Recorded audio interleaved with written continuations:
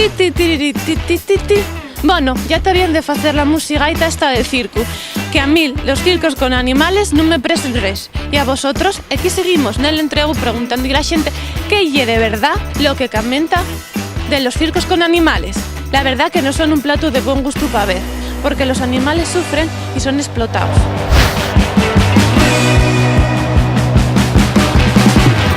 Hola, buenas, ¿quieres contestarme una preguntina? Sí. Vale, mire, estoy aquí la cámara. La preguntina y es la siguiente. ¿Está a favor o en contra de los circos con animales? No, yo me gusta y me que hay animales también. Oye, Sí. todos tienen eso, ¿eh? ¿Y alguna vez vio un marciano? No, No, no. Vale, vale. Ese señorín de xuro que nunca vio un circo con animales. Magui, tendencias para mí que va enfadas un poco con la respuesta, ¿eh? ¿Sí puedo? Sí, vale. La entruga y es la siguiente. ¿Usted está a favor o en contra de los circos con animales?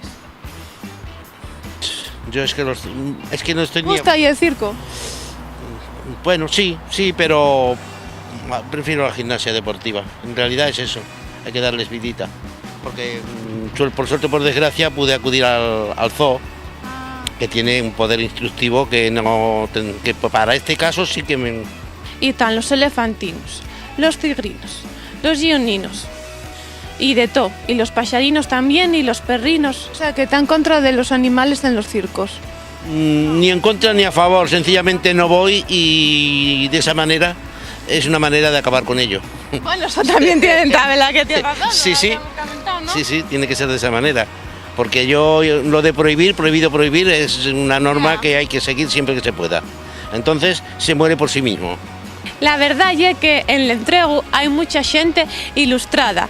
Prestóme a mí mucho esa frase, prohibido prohibir. ¿Y a vosotros? Seguimos. Bueno, pues muchas gracias. Hasta luego. La presta, ¿dentro de cuántos días?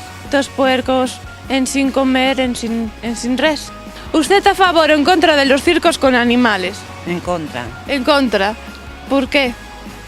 porque parece que nos hacen sufrir. ¿Y usted?